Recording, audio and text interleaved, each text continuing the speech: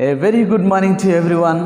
Today I'm going to teach you the topic conjunctions. In this topic I'm going to discuss about what is a conjunction and how many types of conjunctions are there. Mainly I'm going to explain coordinating conjunctions. And before that, let us see why we have to learn these conjunctions. Conjunctions are very important for us, for one to speak a good English. So they will play a vital role to write sentences, to communicate a lengthy sentences. And if at all, if anyone wants to speak a lengthy sentence, and we have to use conjunctions.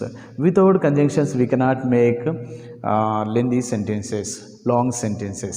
Now let us see and how they are and what is the definition of a conjunction. Let us see here. Conjunction is a word that connects two words.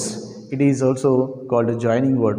మనం words join చేయడానికి ఉపయోగించే వర్డ్నే conjunction అంటారు. ఇక్కడ ఇప్పుడు చూద్దాం. Now you see here, it is a word which connects two words. It joins two words. Words, what is a word? Word is a group of letters which will have a complete meaning, meaningful words. And those words are joined or more than two words. Conjunction joins more than two words also. Rama, Lakshmana and Hanuman. Rama, Lakshmana and Hanuman. So in that three words are there, and we use one conjunction and to join three words. So more than two words. Or phrases.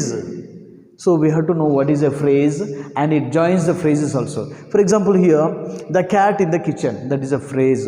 So it is not having a verb and just a sentence. A girl with a long hair, there is no verb. What happened? It is not giving complete sentence.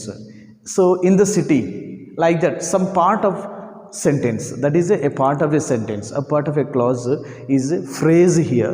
Phrase will not give complete meaning. మనకు phrase అనే word ఎట్లా ఉంటుందంటే అందులో ఒక verb అనేది ఉండదు. Verb లేకపోవడం వల్ల మనకు ఆ మీనింగ్ ఏంటో మనకు అర్థం కాదు. ఏ గర్ల్ విత్ లాంగ్ హెయిర్ అంటాం. లాంగ్ హెయిర్ ఏమైంది? లాంగ్ హెయిర్తో ఉన్న గర్ల్ ఉన్నదా, ఏమైంది అనేది మనకు సో సెంటెన్స్ కంప్లీట్ మీనింగ్ ఇవ్వదు. Next one, clauses. So clauses also we have to know here, and clauses will have a verb. And sentences, we know sentences. Sentence will have subject and verb, and also without subject also verb will be there in sentences. Sentence always end with a full stop or question mark or exclamation mark.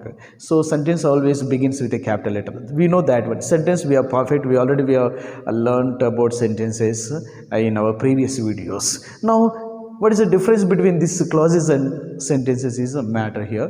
Clauses are the sentences which will have subject, which will have verb, and even sentence also will have verb. Let me just tell you here one example. I went to the bank and drew out money, and here is a full stop. The sentence began with a capital letter and ended with a full stop. That is a sentence. We know that one. We are sure with that. Now here we will see, and in this here two clauses are there. I went to the bank. Here one verb is there,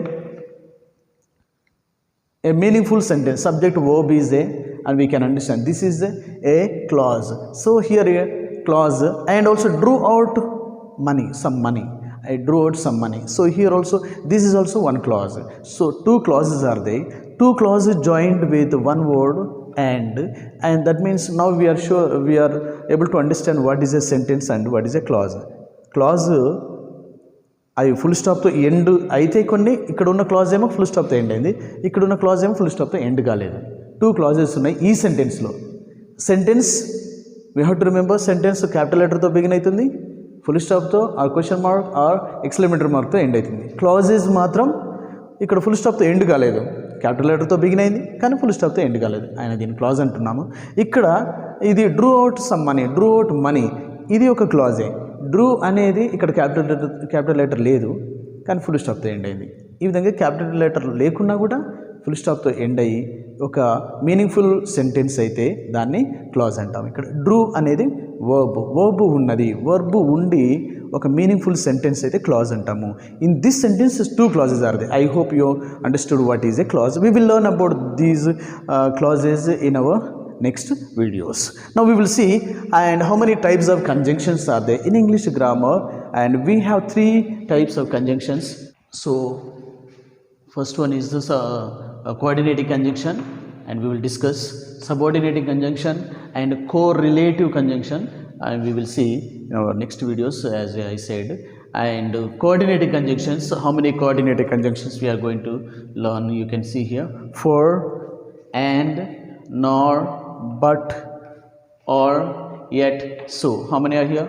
For 1 2 3 4 5 6 7 coordinating conjunctions we are going to discuss here in this video.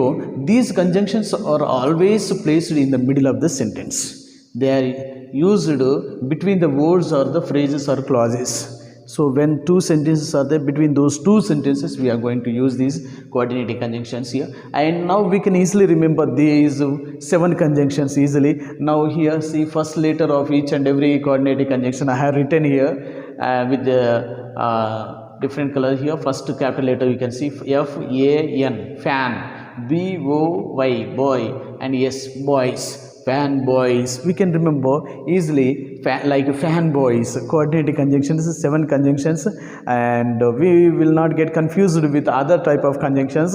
And for us to remember like this fanboys, if we can remember, F stands for, and A stands for an, A stands for an, N stands for nor, and B stands for but, O stands for or, Y stands for at, S stands for so.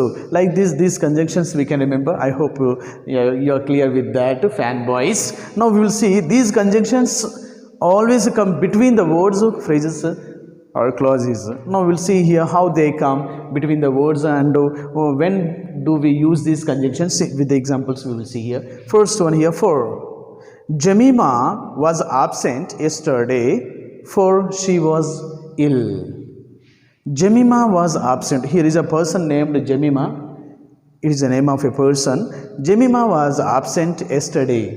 Yesterday Jemima absent ainadi, for she was ill. In this sentence the word for shows reason, because. In the place of because we use for. For is a conjunction used as because to tell the reason. Because she was ill, she was absent yesterday. Okay, so like that we use the word for in the middle of the sentence as a conjunction, coordinating conjunction. Next we will see and. Ramakrishna wants to be a writer and a scientist. Now in this sentence here is a person Ramakrishna named. He wants to be a writer. He wants to write novels or stories, and a scientist.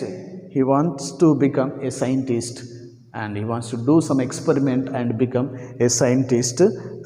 And here he wants to become 2 things, one as a writer and other is a scientist, and 2 things and 2 jobs he wanted to do as a writer and a scientist, and they we used a conjunction and is joining 2 words. Now here one person he wanted to become he wanted to do 2 things as a writer and as a scientist. They we use the word and is a word which joins 2 words. Okay, 2 similar words to join we use the word and next to here nor. My father does not beat me, nor does my mother. So here when we say 2 negative words we use this adverb nor in the middle of the sentence as a coordinating conjunctions here. So nor is used in between these 2 words. So when we use these conjunctions here you see my father does not beat me. This is one sentence. Nor does my mother. So 2 sentences are there here. Here. So in this sentence we use here nor in between, and when we use these conjunctions and we can use a comma between the sentence. And next one here, but I am hungry, but I have nothing to eat. Here is one sentence, I am hungry, and there is a comma, but I have nothing to eat. So here, but after I have nothing to eat, this is subject and verb is there. But after, if there is a subject and verb, and we have to use a comma here. So but is a conjunction.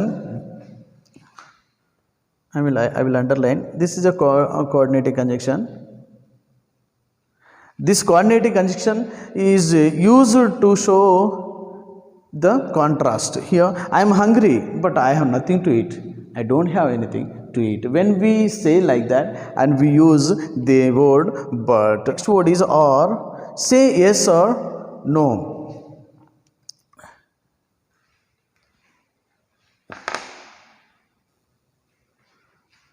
Now let us see here or, say yes or no. Here is an option for one to say yes or no, and when there is an option we use the word coordinating conjunction or. So take this or that, do or die. So two options, when there are two options we use the word or, and that shows that it is a coordinating conjunction which is used between two words or two sentences. Yet I was upset with my brother, yet I helped him with his project. And here also we use yet in between the sentence here, and before yet we use a comma because here is a subject and verb, so we use a comma here. We like that if there is a subject and verb after a coordinating conjunction we have to use comma. Otherwise, if there is no subject and verb, just only one word if it is there, or two words if there are, and we don't need to use comma. Now we use comma there, and here the word yet is used to show the contrast here, to show some outcome here. I was upset with my brother. మా బ్రదర్తో నేను upset అయ్యాను, అయినప్పటికీ yet I helped him with his project here. So I have not done my homework. So I have not done my homework, so I apologize to my teacher. The result, what happened when you don't do something, and the result, so I apologized. So like that we use the words, these conjunctions in between the sentences, words are clauses.